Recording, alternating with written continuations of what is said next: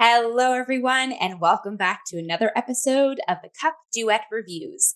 My name is Jillian Robinson. I am the Associate Artistic Producer here at Cup of Hemlock Theatre. And today I am joined once again by the incredible Ryan Borochovitz, one of our co-artistic producers. Ryan, how are you doing? I'm doing all right, Jill. How are you? I'm doing all right as well. Thank you so much for asking. And today, Ryan and I are going to be unpacking the show Truth that is happening right now at Young People's Theatre here in Toronto on the Ada Slate stage. It is a Canadian play by playwright Kanika Ambrose. It is based on the Governor General award-winning novel, The Gospel Truth by Caroline Pignat, and is directed by Sabryn Rock, starring an impeccable cast and crew. So we are looking forward to unpack that show. But before we go too far into it, we'll do our icebreaker. What are you sipping with us today, Ryan? We are recording this the next morning after seeing the show on opening night, which is why you have such a nice sunshiny background. Yes. What that we don't usually have the luxury of when we go home and record very quickly in the evening. So I'm just having my morning coffee, and I didn't really think through what special mug to use. Usually, if there's something thematically relevant to the show that I can channel into a mug, I do that. Or if not, I just use one of our trademark The Cup Cups. But no, I just actually have my University of Toronto mug because I absentmindedly picked that for morning coffee, and then, oh right, we have to record this. Cups are fun. How about you? What's in your cup? So I have 2 cups going today. So usually have 3 drinks, but only 2 today. So I have water because hydration station in my fun little color changing cup. And then I have an iced coffee today with some maple creamer. And yes, for the last episode we did. Amazing.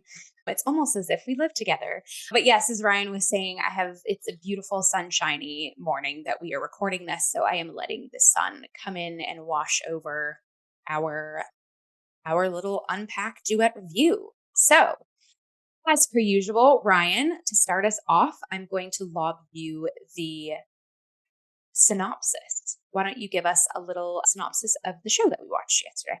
All right, so the show is called Truth, and it is set during the antebellum period in Virginia.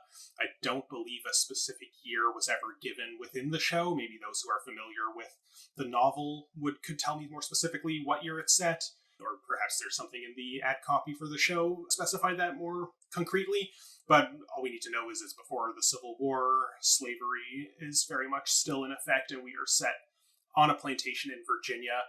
And we follow a small cast of enslaved characters, as well as the plantation owner and his daughter, as they kind of live through what first seems like sort of a slice of life segment of this is just their usual day-to-day. We get a good sense of how the property is run and the very obvious racialized power dynamics between the slavers and the enslaved. And for the most part, we are following a character named Phoebe, who is a young woman who is mute, and her main job is to kind of be the serving girl, I guess is the best way to put it, for the daughter of the plantation owner, whose name is Tessa. And Tessa is very annoying, and a lot of the plot is kicked into high gear when a doctor from the north, a white man named Dr. Bergman, is coming to visit. He is a doctor of ornithology, and the plantation sort of like lays out the red carpet for this esteemed guest who wants to see a very special bird that can only be found in the woods around this plantation. And because this is a non-spoiler plot synopsis, I'm reluctant to go a little further than that. We will put up the spoiler shield in a little bit, but it's all about the various character dynamics between the people who make up this household in a way. We have another important character named Shad, who is a romantic interest to Phoebe, and he has a brother named Will. They represent very different views about how to best make their way in this environment. Will is very intent on escaping, whereas Shad realizes that he can do well for himself by being very subservient to the master in a way that gives him some social elevation within this very unjust system. We have Beatrice, who is Phoebe's aunt, who runs the kitchen, and she's just also a very interesting character in ways that we'll talk about post-spoiler. Yep. And yeah, I think that kind of sort of covers the main unit. Again, I don't want to get too spoilery here. Is there anything important you would like to add before we kind of get into that? No, I think, yeah, how you mapped it out was brilliant. Again, it's on the Ada Slate stage. So the space is sort of you get the sort of facade of the plantation, and then the staging and set pieces sort of swivel and turn. So you have your sort of, I just thought it was, we can get more into that too, but a very unique use of the proscenium stage that has a lot of stagnant set pieces that were sort of transformed into different rooms of the house, into outdoor settings, and a unique way of utilizing that space that we'll get into more in the spoiler. And just general appraisals. Ryan, do you want to start us off? Yeah, so I thought this play was great. I think it's a very strong piece.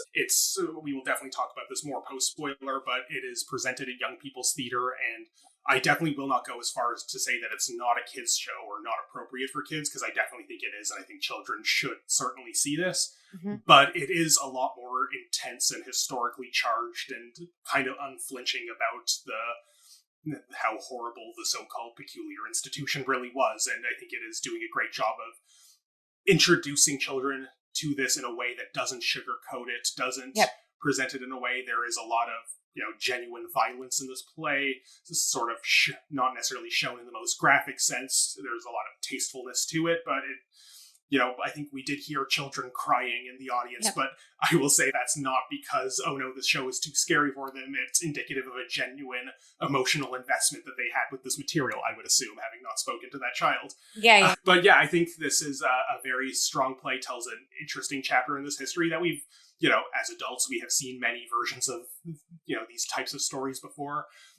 But, it's good, I think, to be exposing children to this. And it's like a very rich, textured, complex story that, as I think you said when we were talking about it, has a lot of twists and turns in the plot. Yes. It's very, really takes you through the ringer. I imagine kids maybe will have some hard time following all the dynamics and maybe the emotional texture that lies underneath a lot of the ways that characters make their decisions, but it's still treating them to a slice of this life that they maybe are only previously exposed to in very storybook terms. I will say, and I definitely don't want to belabor this point because it's clearly not the point of this review, is that I think there are a lot of what we might call cosmetic similarities to another show that was very recently on stages for young people, not Young People Theatre, but Cahoots Theatre did it at Aki Studio, called Sweeter, which is by Alicia Richardson. And that we saw that play. We didn't review it here on the Cup, but we saw it very much at the tail end of 2023. And that was such a relentlessly beautiful show that I think, crept its way to the top of both of our top 10 lists, just slipping in at the tail end of the year there. And being in such close proximity to it, temporally speaking, just a little over a month later, I think this play, I worry, might occasionally suffer by comparison, not because it's not great in its own right, and it really is, but there was, if I don't think it's fair to rank them, but if I was ranking them, I do think Sweeter, for me, packed more of an emotional punch. And to be fair, they are very different shows. I don't want to do a whole compare and contrast, but that one's set post-Reconstruction, whereas this one is antebellum. That one had a lot more magic realism elements, and, there's a lot more we could relate. There are certainly, ironic comparisons that could be done about various ways that emotion is wrought, from chopping a sentimental piece of wood to certain ways that fire appears on stage. And again, I don't want to do the whole compare and contrast, but I do think, I'm sure we will not be the only people to engender this comparison, and I do think it would be dishonest to say it didn't impact the way that I engaged with this new work so soon after seeing that one. I don't know if you have any thoughts. You don't have to follow that thread if you want, but that's I agree. I agree with you too, but I also think I don't think this isn't what you're saying, but I just think it's lovely seeing something in such close succession of a different slice, a different story following, a young woman of color and her story, and also being a symbol or sort of a chunk of history. I think there's enough differences between the two. It's just, maybe this is sort of an eye-opening thing of, these are now becoming the stories that we're seeing on stage. So I definitely think, sure, there was some similar images and experiences that popped in my mind by watching these two performances, but they both have very different aspects of to offer, which obviously we'll get into more about Truth when we get into the spoiler territory. But before we just kind of coming back to me, general appraisal. So I talked about the setting and how, again, we'll get into that, but also I want to mention the direction. Like, hats off to Sabryn Rock. I feel like there's a lot of this. And again, this is kind of just hitting me now. I'm very glad we are doing this review sort of in the morning. So we had kind of the night to let things percolate. There is a presentational view that this piece takes. Like, there's a lot of instances where characters are kind of like speaking to the fourth wall. It's not like they're breaking it, but they're just standing up against it. And again, this is what I'm saying with like a very sort of presentational, you kind of just are taking in, the character is taking something in, and it very much is just this like facade. And that sort of direction of having moments and experiences of characters come right down stage and then sinking back into our little scenes and then popping back to this sort of presentational fourth wall thing and then sinking back into the scenes and then charged with the soundscape and sort of the light hues doing our scene transitions, I just thought was very impactful. Like, it moved me in a way that like we've seen direction like this in the past, but in the recent past for me, like I kept noticing that too, like the presentational view that this story took in the direction, which I also think is interesting, being like a show underneath the roof of like a children's theater company, you know, presenting these sort of very emotional and heavy pieces of history that most kids, thankfully, today's day and age know about or, you know, are openly spoken about. But I just think it's, from having done a lot of TYA theater myself, like using that directorial angle, sort of like a presentational, and then going back into the story, I think it allows there to be breathing room and space for kids to digest the story however they see fit, especially to some kids might be seeing the show that have never seen theater before. So I just really liked that sort of varying directorial approach to the piece. And I thought all of the actors did an incredible job of making that come to life too. And again, just hats off to again, having done TYA theater, like not falling into the trap of, oh, this is a kid's show, or like you have to, like there were definitely moments where the air and the stage were light and, you know, we're mapping this out for audiences, little audience members too. But I really loved that none of the actors fell into the trap of making this over the top for kids. Like, it was very true and very real. And like you were saying, Ryan, like that really allowed visceral emotional responses, even from our little gaffers seeing the show. And I think that's really important. Like, you know, with today's day and age, the world we live in and the media that's at our fingertips, like however old or young you are. And so I think showing these themes and unpacking these stories on stages for little kids is important. And just, yeah, like hats off to the team to really going there. Yeah. Agreed. Again, we're talking so generalized, so I feel like we should definitely jump into spoiler territory. So we're going to have a little bird show up on our screen for a spoiler alert. Great. So the bird is here. And Ryan, why do we have a bird as our spoiler? Because I suppose the subtitle for this play could have been, I Know Why the Caged Bird Doesn't Sing, because I think that's what... There's a lot of bird imagery in this play, as I think I mentioned before, that the Dr. Bergman who visits is an ornithologist, and a lot of the early parts of the plot center around finding and observing a specific bird, but also Phoebe has this little bird that was attacked, I think they said, by a cat early on, and she was nursing it back to health, and we get the obvious cage bird imagery, bird that can't fly, wants to escape but can't, and then, we're post-spoiler here, the bird eventually does escape, and so do the main characters of this play.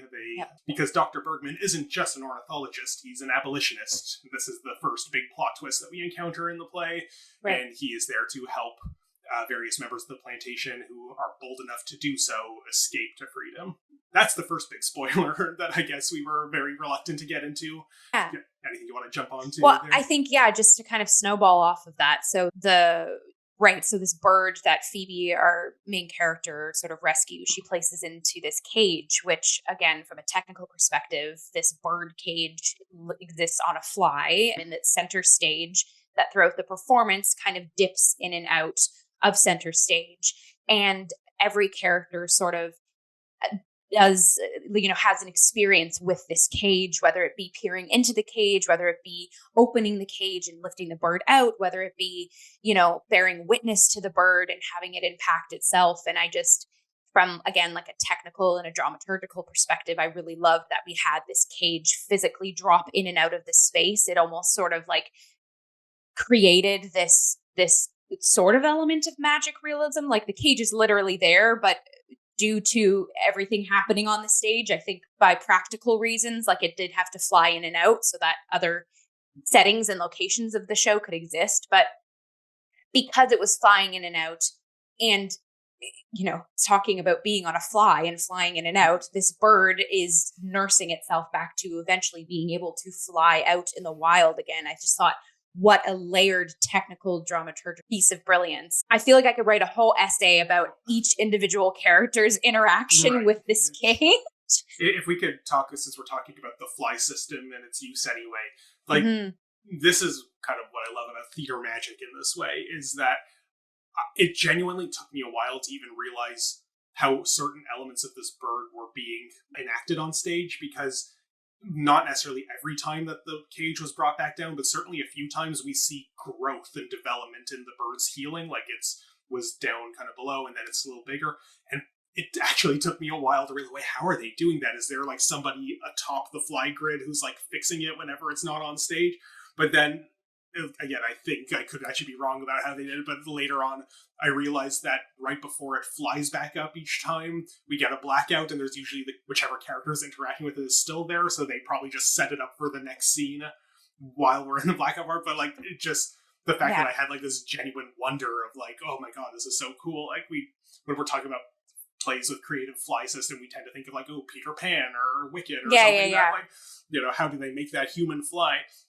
Which was also interesting then, talking about the fly system, is that near the final scene when Phoebe is just about to escape and she has the bird with her, and I'm sure you noticed this too, and we also looked at each other after it happened, but I got emotional. Well, yeah, but there was also like this piece of fishing wire that we could see attached to her before we even see that she has the bird in her pocket. Yeah. So we've had a lot of fly system use in this show, and I'm looking at that fishing wire, I'm like, is there going to be like a big break of realism here, and is Phoebe actually going to defy gravity and fly away to freedom? Like the show was so grounded in realism in many ways that like that would have been a huge stylistic departure, but it also kind of would have felt earned in a way, because it's like, that is like, how do you visualize what freedom looks like in a play that has a lot of birds? But then in the end, it was just that it was attached to the bird in her pocket, and that it was able to fly away on that fishing line, which was still well done. And the fact that we could see the string didn't take away any of the emotional impact of it. Yeah.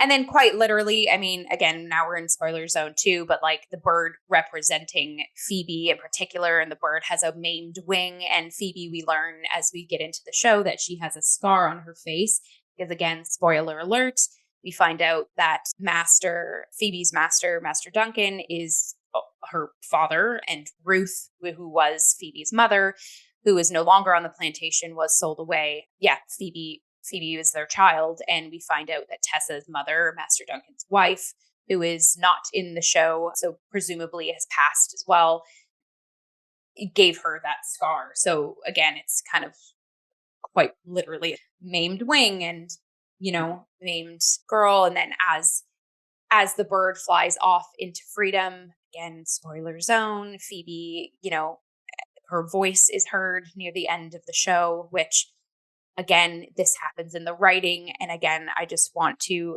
hats off to Jasmine Case, who plays Phoebe, really hitting this home.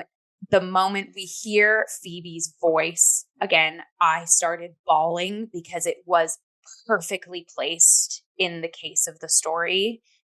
There were moments where, as you have other characters, especially like Shad and Will and other characters that are in altercations and needing a response, a verbal response from Phoebe, and she doesn't give it. And there was those moments I'm like, oh my goodness. And by the end, when we finally hear her voice, it was like, it's an experience that is very even hard to hard to describe. And also just because we're past spoilers at this point, we're just led to believe that she medically cannot speak. Yeah, This is just a disability of hers. And then in that moment, we find out that she could speak this whole time, but when she realized how little her voice meant to the people she tried to negotiate with throughout life, then she's like, well, I might as well not speak because it makes no functional difference whatsoever. So, and that's, I facetiously said, like, I know why the cage bird doesn't sing. We have this very silent prop of a bird on stage that, we never hear the singing from. And, our character lives her life thinking that, well, I might as well not speak because what difference does my voice make? So then finding her reclaim that voice at the end is just so impactful. And it's part of it does kind of like make you rethink earlier scenes of like, oh, it would have been very helpful if she spoke earlier, then we could have avoided some of the trouble we're in. But I don't fault obviously the writing or the character for acting the way she does in these decisions. Yeah, and again, just like talking about Jasmine Case playing our Phoebe, like the sort of balletic vibe that she gives to Phoebe kind of before this moment, like she only as the actor has her gestures and physicality and just every emotion it was just effortlessly made. I was mesmerized by her performance. Like, again, just thank you for being a physical brilliant actor. On that note, there's something that I noticed in the program here that we don't see often in programs, but there's a credited historical movement consultant in here. Oh, cool. Fairy J is the name of this individual, or possibly a collective of some kind. But so the fact that you're like noting that a character who cannot speak has to express entirely through movement, that clearly some sort of research and consultation was put into, okay, how do we make that probably not explicitly just historically accurate to the way people might have moved in this period, but really thinking through how do you communicate history through the lack of voice. Well, and even in some of the sort of more like poignant physicalized violence that was present in this piece, and then also in contrast, the sort of Saturday night dance party that many of our characters have, like, it's the fact that they had a historical movement consultant, like, that's amazing. Well, can we talk about that dance scene? Because that, to me, like, in a play that's full of poignant moments, that to me seemed like almost the most poignant, that even before they escape, that there's this community that they form together, that they're able to dance and sing. And I forget what the actual like verse in the song was, or the chorus that they kept repeating. It was something about like making a ruckus or I apologies that I don't remember the exact line, but that it's, there is resistance in joy is what that scene really presents for us, like on the dancing and the music in it. So there's another actor that I know we both want to shout out who played Shad here, and his name was Dante, I have it here. Dante Jamot, yes. And like, okay, there's so much we could praise about this character that I feel bad even starting here, but the man can dance. His legs, the way his legs move in that dance sequence is just so incredible. But then of course this character has what I would call the most compelling arc in the entire show. And the skill of this actor to like bring that about is like really, like, he starts off so just like I'm just like the fun neighborhood kid. He wants to marry Phoebe. He's an interesting foil to his brother Will, who's kind of more jaded and world-wise and wants to escape.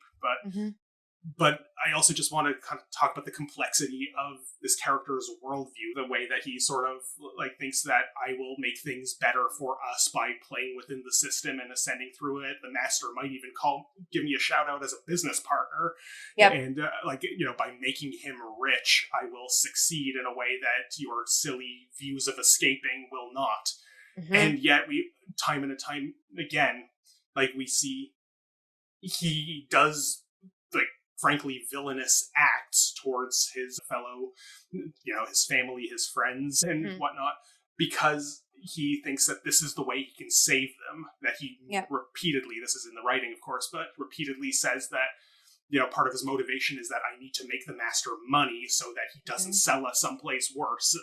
And there's so much interesting complexity, psychological pathos. The chains are inside his head more so than they are on the outside. And his character arc in the end culminating with, or spoiler, shooting the master in a very intense scene where you'd like to think that he was destined to do that. We're watching the whole scene thinking that's probably going to happen. But the fact that we're not 100% sure says so much about the skill in the writing, the performance, the fact that other characters on stage don't believe he's going to, which leads them to make tragic decisions in their own right. Sorry, I'm rambling in praise because this is just so amazing, but please cut me off, say more things. No, yeah, like, and just to kind of cap that off, right, Will, his older brother, Will is the one that, because like Ryan was saying, we don't know, is Shad going to shoot Phoebe or not? Will ends up shooting Shad because Will says, you know, Phoebe is completely innocent and I didn't want you to, end her life.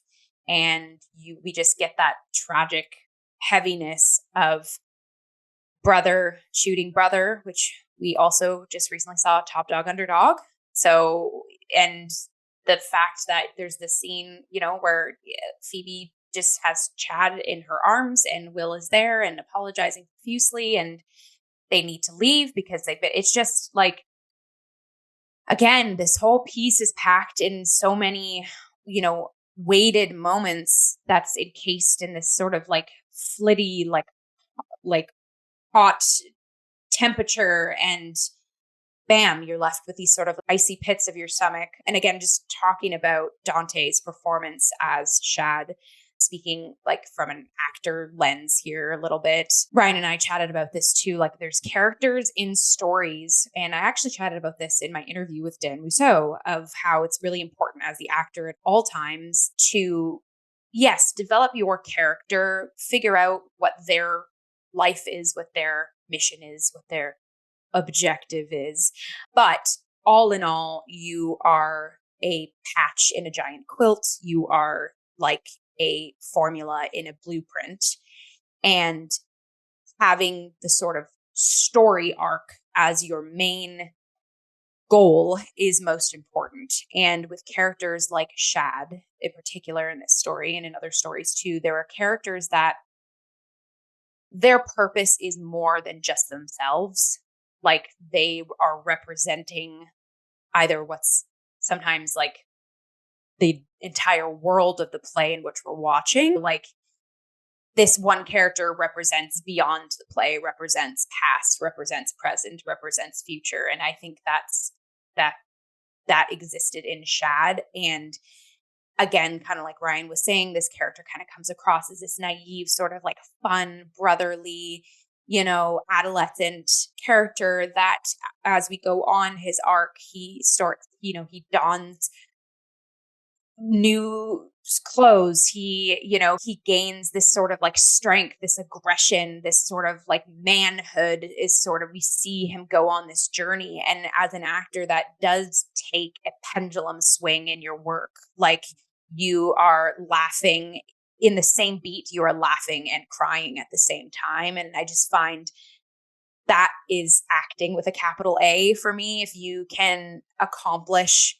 sort of the opposite ends of the human spectrum inside of your character at the same time, and also within the 2.5 hours or however long a play is, that is acting with a capital A. And I just want to really bow down to you, Dante Jamot, for just really understanding the work, you know, understanding the job, understanding the purpose. And yeah, like, it again, I'm getting emotional talking about it because that's our job. Like, that's what we do as actors, as storytellers. And you just become a vehicle for so many things, and to just execute it brilliantly and with such precision and specificity, it pays off when your character is lying, you know, in saying their last words in the center of the stage, like everybody in that audience could feel. And yeah, just thank you for being a craftsman in this wonderful craft of acting that we are. Anyways, that's my little micro TED talk on that. That's amazing. Yeah. No, I was going to say, like, this is kind of pivoting us away from, do you have more to say about that? I'll just do a few little micro shout outs maybe. Yeah. Because, yes, we've done a couple big ones with Jasmine and Dante, just kind of looking through the cast list. Who else do we have here? Chimaka Glory, who played Bee, and she also doubled as an apparition, or an imagined apparition of the Mother Ruth. I thought she was excellent. The thing I loved about her performance most was the way she did code switching, both like, and not even just in like playing these double characters, but as Bee, that she has this very different demeanor when she's talking to her fellow enslaved characters, some of whom are her family members. That is a lot more stern and intense. But then the second that she gets a call from Tessa, she puts on this, very kind of mammy stereotype that is so, such a huge contrast. And like, then we see her face drop the second she has to. Like, I thought like that was just such a stunning thing about her performance. Mm-hmm. That was amazing. I feel like Dominique LeBlanc, who played Tessa, is such an interesting presence in this play because she got the annoying part very well, which, textually is the case. My favorite sound cue in this entire play was that when she wasn't present at one of the bird-watching excursions, and the doctor comments on how we might actually see the bird without Tessa scaring them away with her voice. And then the second she enters the stage, we hear the sound cue of the birds flying away, which everybody laughed. It was amazing. In her performance, I guess while I think she was very strong in it and she played as well, I might have liked to see more intensity from her. I agree. Where she does become truly villainous, like she's always had this hard edge of white supremacy overshadowing everything she did, but in the moment when she suspects that Phoebe and the doctor are having an illicit affair, which, is terrible to suspect in its own right, but also still an okay cover for the actual thing that's happening, that he's helping them escape. Yeah. Is like, I might have liked to see her go a little harder in the villainy of that. She kind of becomes almost like a Disney villain in that moment. And part of me feels like the fact that this is a youth-oriented performance maybe prevented her in either the acting or the directing from going further with that. But as scared as I was for Phoebe and the other characters in the situation there is, I never felt like I was scared of her. And maybe part of that is the point. Right. But, she has the power to do terrible things, but I still felt like you are still just this kind of naive child. And I don't know how I feel about that as an acting choice, it's interesting. I feel like I kind of agree with you, and then just kind of as you're unpacking it here, I feel like there are some sort of loopholes there of like, we get the scope we get into Tessa's. Yes, she's very annoying and kind of like a spoiled brat, not kind of, she is. And there is it right before that scene, like when she finds out about the sketches that Dr. Birdman has done of Phoebe, it's this sort of awkward, like physical, enticing, almost like burlesque act she tries to do for Dr. Birdman. And it's so awkward because she is still so young. And I don't even necessarily, like, obviously she is young, the young daughter of Master Duncan, but also she just presents so young, like in the world at whole. Like, she's very naive. She constantly throughout the whole show, it's talking about how she's taking reading lessons and she's taking all these tutoring. So she's still very much learning. And I think there is a moment of, because I agree with you, Ryan, like I would love the intensity, but it's just popping in my brain now too. There's a moment when she, Phoebe's doing up her hair and she says something of like, like, I'm done following by mama's rules, like about acting shy and silly. Like I kind of want to make myself more bold in his eyes or whatever. And I think it's interesting that scene can come across as just a character wanting to make a choice or like banter between Tessa and Phoebe. But what maybe also could unpack a bit there is the fact that maybe with this being the new generation, like Tessa, like of her just wanting to do things differently or wanting to question and not always follow the rules, it follow tradition. And I think we find that in when she does want to expel Phoebe from the plantation, like she knows that her father probably won't do that. And that's always been tradition, but she really fights with that too. And so again, it's very subtle and it's certainly not a main scope of the piece by any means. But I think the fact that baked into Tessa's character comes across kind of surface layer, like there is a little bit of questioning happening. And again, it could just simply be questioning of her being an adolescent herself, right? Similar to how we have Shad sort of take on this sort of turn of adolescent into man. We also have Tessa kind of coming into the world as a woman. And it's interesting getting scopes of, different genders, different races, and just like pushback questioning. So again, I would have loved to see a bit more intensity as well, but I kind of, again, to dramaturgically justify maybe directorial or acting choices and what the text has to offer, like maybe she doesn't have that groundedness in herself to swing that evil yet, or maybe there is some sort of her that doesn't want to, or right. And again, it's interesting to unpack that character. I like what you're saying. I said a moment ago, like, I'm on the fence about how I feel like this, and I think you're kind of selling me more in one direction than the other, which I like. I also think something else that you brought up is I've sort of forgotten about the line of I'm not going to play by Mama's courtship rules anymore. Mm-hmm.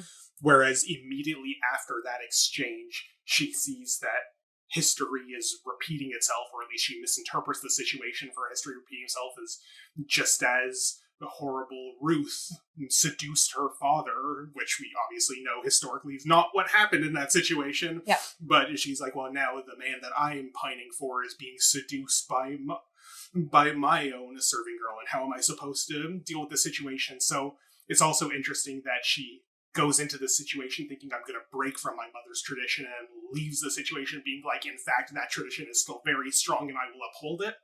Which and again, I don't know what to make of that in terms of the performance, but yeah, please. Well, yeah, and even knowing like the altercation or the sort of the confrontation that Tessa gives to Phoebe, there are moments that they are like, you think as you're watching in the moment where she's confronting Phoebe and basically says like, I will get you out of here. Like, count your last lucky days because you're gone. You think, oh my goodness, from that moment on, like anytime they're together or whatever, like Tessa is out to get Phoebe. But then we get scenes where there's the two of them again, and she's literally sitting at her boudoir or like at her vanity saying, Phoebe, come in here. You're the only one who can do my hair right? Whereas we've heard like when potentially that same confrontation happened with her mother, look what happened to Phoebe's face, right? Violence ensued. There was that step towards,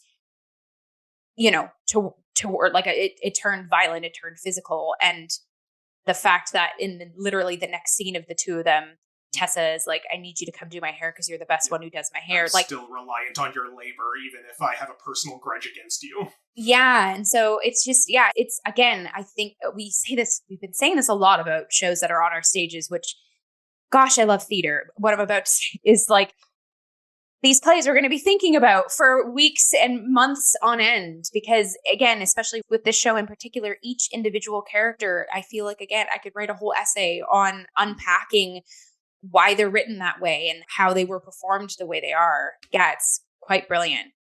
I'm going to pivot us a little bit to sound, because soundscape in transitions, I feel like that's been kind of my domain these last couple of reviews.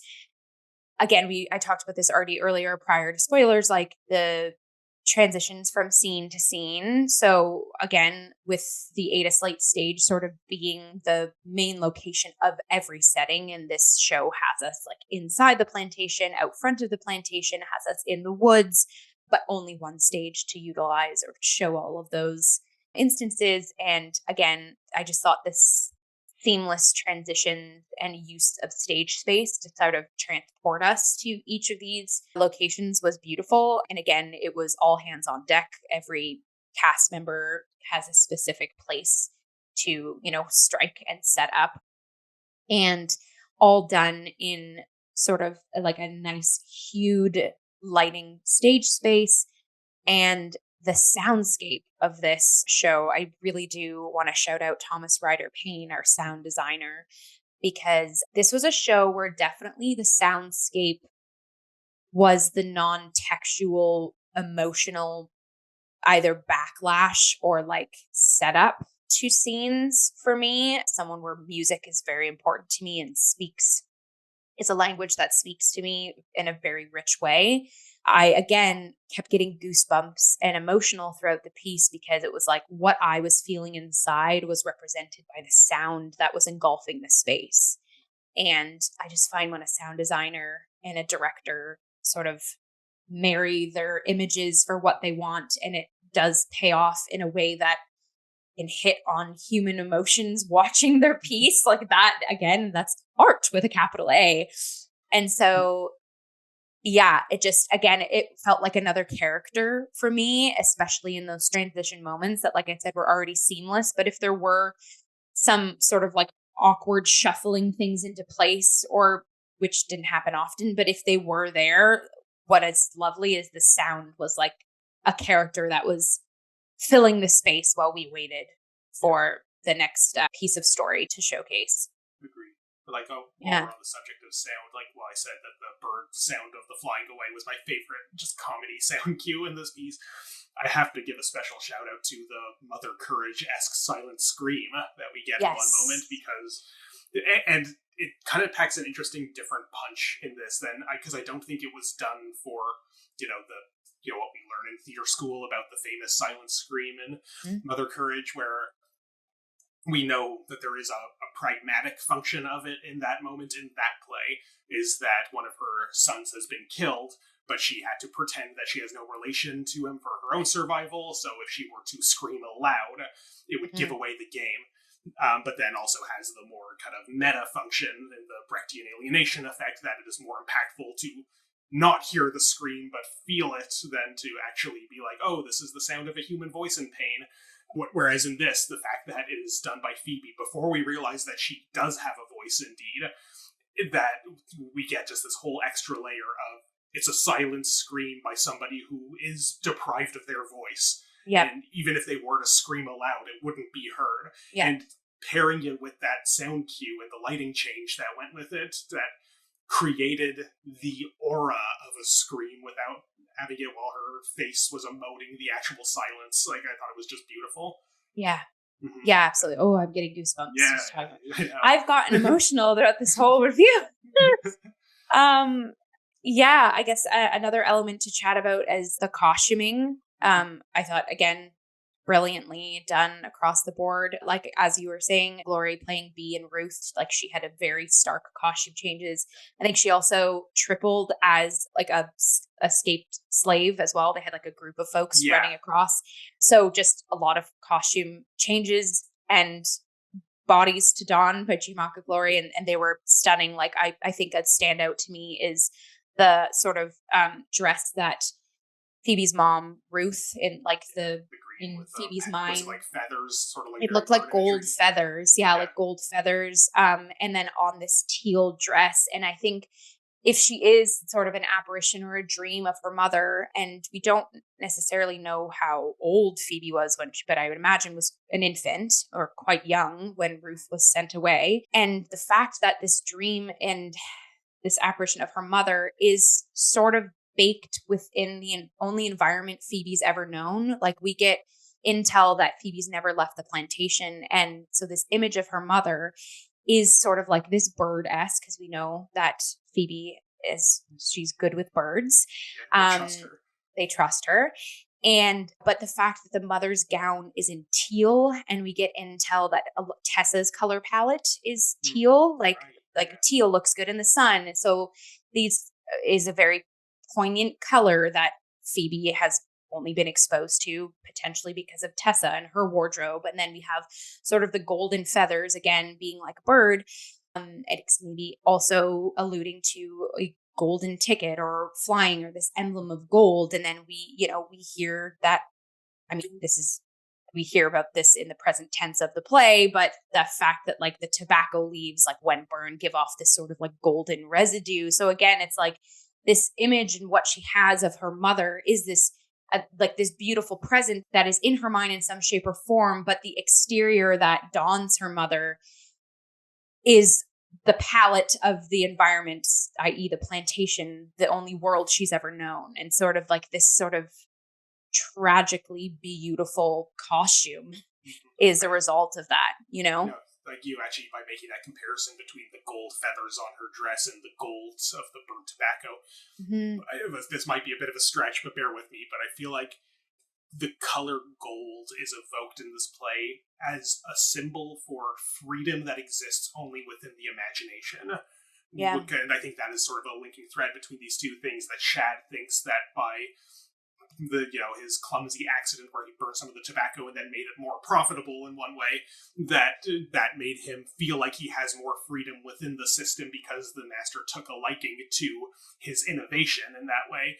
But as a result, that's not genuine freedom. It's just him imagining that his social station has changed, that he can be better for himself and his friends and family because of that. And similarly, we don't know what clothes Ruthie actually wears. We never get to see the real version of her, but we only see her as this imagined image that has leaves of gold similar to the burnt tobacco. It exists. It's a type of freedom that exists in the imagination. And we later find out that Ruthie has escaped. We hear from Dr. Bergman I kind of think there's a way of reading that line where maybe he's just trying to give Phoebe hope and maybe she actually didn't. Because at first it seems like he doesn't remember her, and then he says, "Oh wait, I do, and I have a lot of detailed information about where you can find her." Like, right. The nice optimistic view is that, oh yes, he took him a minute, but he remembers, and they will be reconciled and reunited with each other. But I feel like there's also a more cynical counter interpretation of he just knows that he needs to give Phoebe hope to get her to take these steps to actually get out of there. I don't know. Someone could write an essay on that if they want to. Yeah. But also just too, like the character of Shad we talked about sort of goes through this growth of, where he starts in the play and where he ends. And like, as we mentioned, how because of this accidental burnt tobacco leaves that turn to gold, essentially, as in actual what it looks like, and gaining more money for the plantation for Master Duncan, we see his clothes go from, like a tattered sort of slave garb into this like nicer blazer, and he has suspenders now and a blue shirt and a hat and brown slacks. But I will say, which again through like the dramaturgical due diligence of costuming, which everyone knows I'm a huge fan of, the color palette doesn't change for him. He looks, he's donning the same colors. It's just one step up in a classier way, but he doesn't escape sort of his color palette. And I just think, again, there's a lot to unpack there. It's like, it's still the same old Shad, regardless of what clothes he's donning. It's the person that's going through these changes and pitfalls. But also to unpack there as well is just because you might have fresher, cleaner clothes on your back, you're still, you're not escaping this sort of, you're not escaping the plantation, A fancier version of slavery is still slavery. Yeah, I guess exactly. The visual metaphor you're putting a pin on here. Yeah. Yeah, again, we could just keep unpacking, and we will, because again, all of these shows that don our stages, like fruitful conversation consistently. Any other final sort of one shout last outs? thing, and I don't know if you have a lot to say about this. I'm not sure what I have to say about it either, but it's kind of just one thing I want to maybe comment on is the title, Truth. Yeah. Because it's interesting. So it's adapted from a novel called Gospel Truth. And I guess there was maybe some sort of impulse to take the explicitly religious connotation out of that title and just make it's not about, this sort of idiomatic idea of the gospel truth or even a literal religious inflection towards what is or is not true. And having not read the novel, I don't know to what extent that terminology is used within it. But truth is just such an interesting thing to title a play, any play, but this play in particular, because it comes up as an idea many times. There are, because it is the title, I think we are primed to pick out that word whenever we hear it, because it's, I think humans have a natural impulse to want to make sense of titles and try to pick out the details like a little squirrel that'll make sense of them. That's the truth. Well done. And while there are certainly ways that truth came up in it, and ultimately I think the big connotation of that word is that Phoebe finds her truth and eventually gets to speak her truth so she can, liberate herself from the lies or the deception that have kept up the facade here. I don't know. I feel like I left the play thinking that there probably might have been a better thing to call this, and I get that there's this maybe adaptational palimpsestuous connection you want to draw to the source material by giving it a similar title, but I just think truth is, as a concept, it's a little vague. I think before I even heard a description of what the show is about, I saw the marketing imagery for it, the poster that just said truth, and my first thought, whether right or wrong, was that, maybe this is something about indigeneity and truth and reconciliation. And it, obviously it's not that, and that's fine. That's not the only connotation, but I think it's just has too many connotations that I don't know if there was enough of a focus on truth conceptually within this play to make it the best choice for title. I would say that thematically it's more about freedom than it is truth, and you could have called it freedom or any number of other things. And I don't know if you have thoughts about that. It doesn't have to be a point we need to really harp on, but it's just something that came to my mind, and other people might leave the theater thinking similarly about it.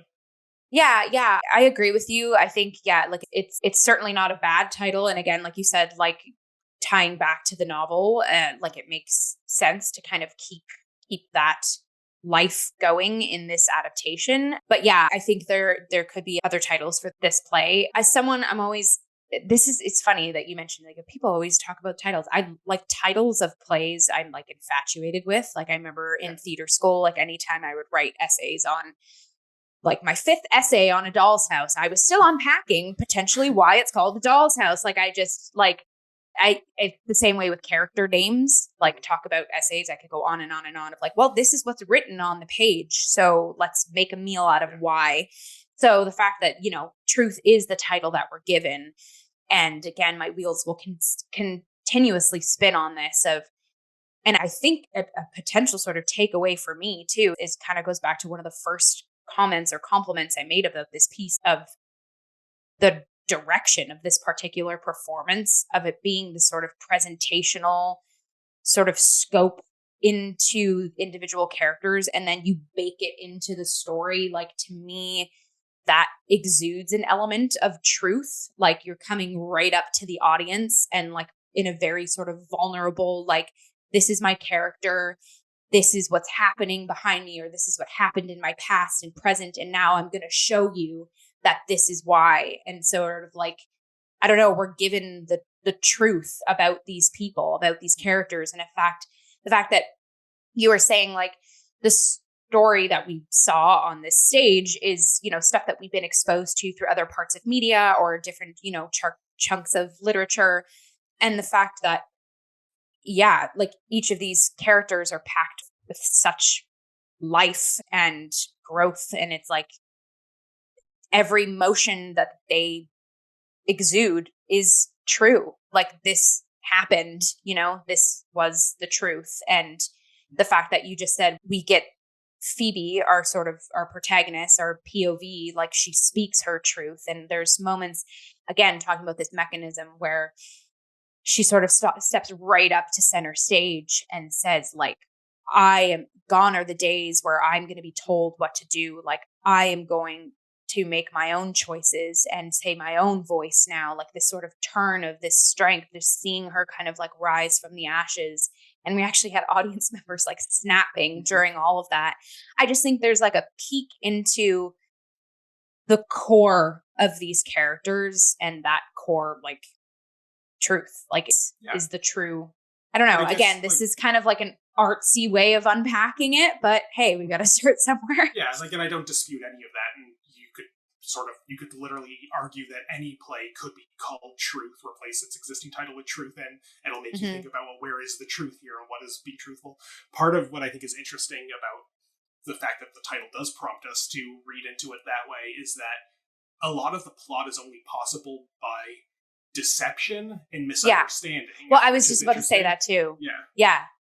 Please comment. Well, just like it's as we're spinning these wheels, I'm like, oh my gosh, there's a lot of lies in this show. Like, we find Master Duncan knows that Phoebe is his daughter, but never tells her.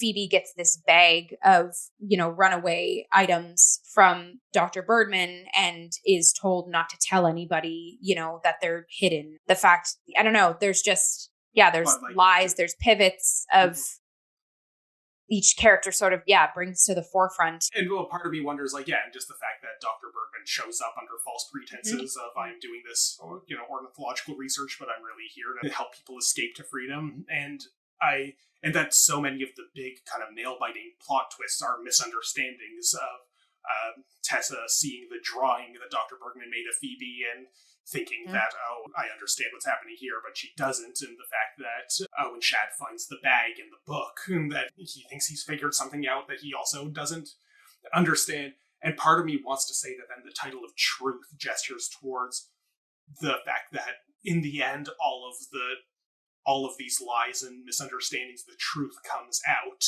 And that is what it's almost implying that's a precondition for freedom, is no more lies, no more misunderstandings. Shad, I've been able to talk this whole time. I'm also not your girl. And like, just the fact that I've been nice to you this whole time, but without saying anything to the contrary, doesn't mean that we're together. Doesn't mean I want to be here as your wife when there's a whole world out there that I would rather be in. Yeah, like the truth does come out in the end, But I also, part of me thinks that there's maybe this like, unexamined alternate thing that the lies under an unjust system like this indeed are politically efficacious, that if the truth had never come out, they still could have successfully escaped. And Right. I wonder if the title sort of giving us reason to fetishize the need for truth and speaking your truth maybe undercuts some of the way that there could have been a much less friction-filled version of this plot that, maintained some of the deception, realizing that it's okay to lie if it will literally get you off the plantation into freedom. I don't know. I don't want to, that seems like a petty or... No, I mean, I feel like the fact that we're unpacking so many different avenues of this title, like, it's almost like imperfectly perfect, like truth, just like this blanket of truth. And then especially going to see the show, which everyone should go see it.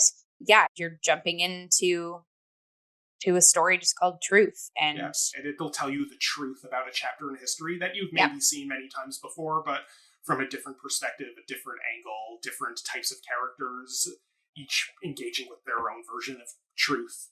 And there's nothing. Well, and I think also, again, the fact that this show is encased, under the roof of a young people's theater, children's theater, and YPT does obviously school shows is kind of like their main thing. And like the fact that this show is called Truth, like I think from an educational perspective too, if you have kids be like, did this really happen? Right? Or you have kids being like, yeah, like, I don't understand. Like the fact that the piece is called Truth, like what a lovely starting point for foundational unpacking and learning, and expanding. So yes, so definitely go see this show and unpack truth yourself. So again, this is a YPT Young People's Theater production happening on the Ada Slate stage. It's happening now until February 23rd, 2024. And again, it is a show written by Kanika Ambrose based on the novel Gospel Truth by Caroline Pignat, directed by Sabryn Rock. We will pop all details of links of how you can get tickets. Yeah, go if you have little ones in your life too, absolutely bring them to see this. Educationally, yes, everybody needs to see this show. Go see this show. Yeah. And on that note, we can do our plugs as we sign off. So Ryan, where can folks find and follow you? No need to find and follow me personally, but if you like me and all my theater thoughts, most of them tend to live here on Cup of Hemlock Theatre. It's at COH Theatre on Facebook, Twitter, and Instagram. Cup of Hemlock Theatre on YouTube, where you might be watching this. Cup of Hemlock Theatre podcast in the podcast places where you might be listening to this. How about you, Jill? Where can people find and follow you? Yes, amazing. Thank you again for doing the Cup of Hemlock plugs on your end, as per usual. So yes, if people want to find and follow me, my artist Instagram account is Jillian.Robinson96. You'll see upcoming projects, covers, fun stuff on there if you're interested.